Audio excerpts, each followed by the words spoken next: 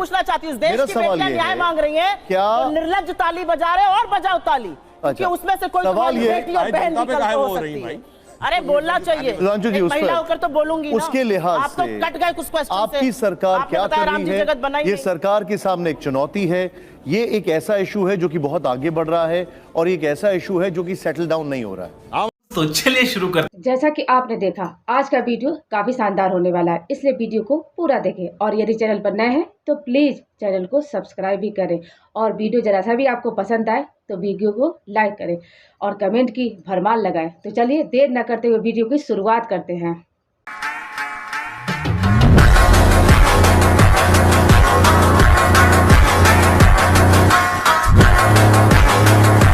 सुरेंद्र राजपूत, ये तो टीम भारत है ना। ये 7 लोग जो अलग अलग प्रतिनिधिमंडल की अगुवाई करेंगे, देश के दुनिया के अलग अलग हिस्सों में जाएंगे, और थरूर, शशि थरूर अमेरिका जाएंगे। 29 साल तो उन्होंने संयुक्त राष्ट्र में बिताए हैं, तो वहां उनकी पहचान भी है, वो वहां के तौर तरीकों को समझते भी हैं। तो ये तो अच्छी चॉइस थी ना सरकार की। उनसे मुफीद उम्मीदवार कौन हो सकता था, राजनेता कौन हो सकता था? आप इसी में परेशान होने लगे, घमासान मच गया। संदीप भाई, मैं जवाब दे दूं, मुझे थोड़ा सा निर्बाध, क्योंकि मामला विदेश का है, तो थोड़ा सा आप अगर बीच में बोल देंगे तो मैं डर जाऊंगा, बड़ा मसला होगा। ये सब दोगलापन। आखिर ऐसा क्या हो गया कि या तो आप नाम नहीं मांगते, आप कहते हैं ये सर्व सांसद दल है। हमें शशि थरूर साहब पर कोई आपत्ति नहीं, हम पहले बता दें। तो फिर आपत्ति कर क्यों रहे हैं? यहाँ पर जयराम रमेश तो ये कह रहे हैं कांग्रेस में होने और कांग्रेस का होने में अंतर होता है। सुन लो। हाँ, सुनता रहूंगा, मैं बात ही सुनने के लिए बैठा हूँ, पर कांग्रेस में होने और कांग्रेस का होने में अंतर होता है। शशि थरूर साहब को आप 4 सांसद आपने हमसे मांगे थे, 4 हमने दे दिए थे, आप 5वां और बुला लेते, कोई दिक्कत वाली बात नहीं। लेकिन जब आपने हमसे सांसद मांगे, दल से यानी कांग्रेस पार्टी से सांसद मांगे हैं, कांग्रेस अध्यक्ष ने वो जो नाम 4 रिकमेंड किए हैं, तो आप कांग्रेस अध्यक्ष को और कांग्रेस पार्टी को आप क्या अपमानित करना चाहते? बात तो पूछी जाएगी ना। आपके 4 बार के सांसद है ना, संयुक्त राष्ट्र में, यूएन में 29 साल काम कर चुके हैं, अमेरिका के तौर तरीकों से पूरी तरह से वाकिफ हैं, और आपकी पार्टी में ही है ना, किसी और को तो नहीं भेज रहे। जरूर हमारे थे, हमारे हैं और हमारे रहेंगे पूरी तरीके से। नहीं, आपके थे, आपके हैं। एक मिनट सुरेंद्र भाई, एक सेकंड मैं रोकूंगा। हमारे थे, हमारे हैं, हमारे रहेंगे। शशि थरूर क्या कह रहे हैं कि मैं तो भारत सरकार के निमंत्रण से सम्मानित महसूस कर रहा हूं। राष्ट्रहित में जब भी मेरी जरूरत होगी मैं इंतजार नहीं करूंगा, मैं निमंत्रण स्वीकार करता हूं। देश के लिए काम करने का समय, मेरे विचार से इसका पार्टी और राजनीति से कोई लेना देना नहीं। भारत का पक्ष रखने के लिए जब कांग्रेस की सरकार थी, ऑपरेशन पराक्रम के बाद भी ऐसे डेलीगेशन को भेजा गया था। लेकिन आलोक जी, ऑन अ लाइटर नोट, आप नाराज मत होइएगा, सबसे ज्यादा खुश तो आपको होना चाहिए शशि थरूर। और किसी कांग्रेस सांसद की आज तक इतनी प्रशंसा आपने नहीं सुनी होगी, हर किसी से, जितनी आज हो रही है। जल्दी से आप उनको पार्टी में एक बड़ा पद दे दीजिए। उनको राजनीति करनी है, बीजेपी वालों को, तो राजनीति कर रहे हैं। हाँ, वो नहीं चाहते कि वो एक दिखें, वो चाहते थे कि शशि थरूर का नाम हो, फिर कोई कुछ बोले। उनका लक्ष्य क्या है? उनका लक्ष्य कांग्रेस से लड़ना। एक फेल विदेश मंत्री हैं, फेल पूरी तरह से विदेश नीति है, आपका एक पड़ोसी साथ नहीं है। ये सब क्या देखना पड़ रहा है? अच्छा है मैं अंधा हूँ। भाई, हमें नहीं चाहिए विदेश नीति की कोई भी जानकारी। एक फेल्ड कांग्रेस सरकार की, जो 26/11 आतंकवादी हमले के बाद में पाकिस्तान को क्लीन चिट दे रही थी, और शर्मल शेख में जाकर जिसने हिंदुस्तान की सोवरेनिटी बेच दी थी। आलोक जी पढ़ लिख के नहीं आते, बात तो सही है। इसीलिए 90% ज्यादा मिडिल ईस्ट, ऐसा नहीं हो सकता ना। जब वो बोल रहे थे, मेरे नेता पे टिप्पणी कर रहे थे, बातें कर रहे थे, मैं सुन रहा था। आप इनको बीच में 30 सेकंड बीच में बोल रहे थे। जब ये बोल रहे थे, आपने सिर्फ विंडो में देखा। आलोक शर्मा, आलोक जी, प्रधानमंत्री आज 8 बजे बोलने वाले हैं। ऐसे समय में जब युद्ध जैसे हालात, आलोक जी, सीज फायर चल रहा है, ऐसे समय में कांग्रेस पार्टी ये क्यों डिमांड कर रही है कि विशेष सत्र बुलाया जाए? आलोक जी, क्या विशेष सत्र बुलाना और प्रधानमंत्री से, सरकार से सवाल पूछना भी गलत हो गया इस देश के अंदर? चलिए, आज अच्छी बात है, महामानव जी आज 8 बजे प्रकट होंगे। वैसे विदेश नीति तो ऐसा लग रहा ट्रंप नीति हो गई है। कहीं पर आपको भारत सरकार के किसी तंत्र से निकली बात की, कोई हमने मीडिएशन मांगी किसी से, हमने मीडिएशन की बात करी? कहीं आई बात की शिमला जो समझौता था कि बायलैटरल रहेगा, ये बदला जाएगा? उल्टा कहा गया कि बायलैटरल है और दोनों के बीच में रहेगा, तीसरा कोई आदमी बीच में इंटरफेयर नहीं कर सकता।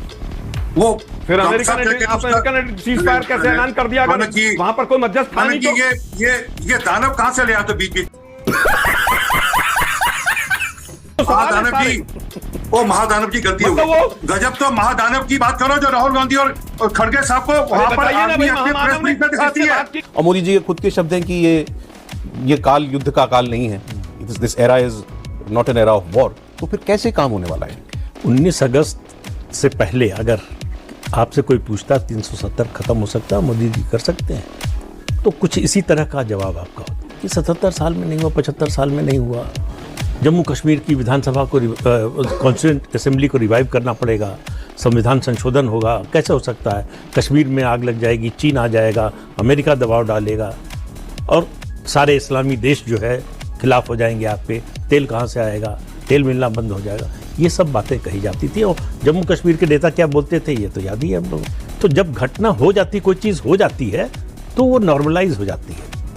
आज हम लोगों को कोई आश्चर्य नहीं होता कि 370 हट गया, लेकिन ये इसकी तुलना जो है पीओके से नहीं कर सकते। मैं ये बोल रहा हूं, ये मत देखिए कि यहाँ क्या हो रहा है, ये देखिए पाकिस्तान में क्या हो रहा है, किस तरह की दहशत है। वो याद कीजिए इमरान खान का वो दृश्य जब खुले मैदान में खड़े होकर कह रहे थे भारत कभी भी आक्रमण कर सकता है, पीओके ले लेगा। जब दुश्मन के दिल में डर बैठ जाए तो आपका आधा काम हो जाए। बात तो सही है। लेकिन मेजर गौरव आर्या, क्या एक्सपेक्टेशंस बढ़ गई हैं? क्योंकि हमने जिस तरह से पाकिस्तान को ध्वस्त किया है, उन्होंने 400 ड्रोन भेजे, एक नहीं चला, उन्होंने मिसाइल भेजी, कुछ नहीं फटा। आदमपुर के एयरबेस पे जब प्रधानमंत्री गए, S-400 की बात हुई, हमारे एयरक्राफ्ट की बात हुई, सबका जवाब प्रधानमंत्री ने बिना कुछ कहे दे दिया, वहां खड़े होकर S-400 पीछे रखकर, अपने MiG-29 पीछे रखकर। लेकिन हमारी सेना की ये विक्ट्री है, इसमें कहीं दो राय नहीं है। लेकिन क्या अब भारतीयों का और खास करके जो हमारी विपक्षी पार्टियों का ये दिल मांगे मोर हो गया है? ये वैसा समय आ गया? धन्यवाद बहुत बहुत बुलाने के लिए नाविका। नहीं, ये जो एक्सपेक्टेशन है कि पीओके लेना है, ये तो देश के पार्लियामेंट में भी है। 1994 में रेजोल्यूशन पास हुआ। सिस्टम पार देंगे। अब आता हूं गलवान पे। गलवान में हमारे 20 सैनिक बलिदान हुए, हैंड टू हैंड फाइट। देखिए चीन पे इनको कितना भरोसा है। आप प्रैक्टिकली सोचिए, गोली नहीं चली, हाथ की लड़ाई में 20 लोग मारे गए, उधर से एक को घायल नहीं हुआ। ये होती है व्हाट्सएप यूनिवर्सिटी या राहुल गांधी से प्रेरित बुद्धि। इंटरनेशनल मीडिया ने बताया कि 60 के करीब उनके सैनिक मारे गए। उसने एक घायल की भी सूची नहीं जारी की, पर चाइना के डाटा पे भरोसा है और भारत की सेना पे भरोसा नहीं है। और अगर मैं पूछूं, जो हमारे जवान वहां बलिदान हुए थे वो किस रेजिमेंट के थे पता है आपको? बिहार रेजिमेंट। बिहार रेजिमेंट का युद्ध उद्घोष जानते क्या है? कैसे कैसे लोग रहते हैं यार यहाँ पर। बिहार रेजिमेंट का युद्ध उद्घोष है बजरंग बली की जय, मगर वो इनको लगता है सांप्रदायिक। राजपूत रेजिमेंट का युद्ध उद्घोष है राजा रामचंद्र की जय। सुनिए, और जो हमारी गोरखा रेजिमेंट का युद्ध उद्घोष है जय जय महाकाली आयोरी गोरखाली। क्या बात है सर, क्या बात है सर, क्या बात, ये बात है। मगर अफसोस है कि भारत की ऊर्जा ओजस्विता के सारे प्रतीकों को सांप्रदायिक कह के आपने उनको भोथरा करने का प्रयास किया। और कर्नाटक में आज क्या हुआ, इनके राष्ट्रीय अध्यक्ष के बेटे आज ही बोले कहे हम सांप्रदायिक संगठनों को नहीं वो करेंगे और आरएसएस को भी हम बख्शेंगे नहीं। अरे भाई, बड़े मियाँ तो बड़े मियाँ, छोटे मियाँ सुभान अल्लाह। पूछना चाहती हूँ, इस देश की बेटियां न्याय मांग रही हैं, क्या निर्लज्ज ताली बजा रहे और बजाओ ताली, क्योंकि उसमें से कोई बेटी और बहन निकल हो सकती है। अरे बोलना चाहिए, महिला होकर तो बोलूंगी ना। उसके लिहाज आप तो कट गए कुछ क्वेश्चन से। आपकी सरकार क्या कर रही है, ये सरकार के सामने एक चुनौती है। ये एक ऐसा इशू है जो कि बहुत आगे बढ़ रहा है और एक ऐसा इशू है जो कि सेटल डाउन नहीं हो रहा है। खत्म, bye bye, tata, goodbye. अगर आपको हमारी वीडियो पसंद आए तो लाइक शेयर सब्सक्राइब जरूर करें। मिलते हैं नेक्स्ट वीडियो में, तब तक के लिए वंदे मातरम।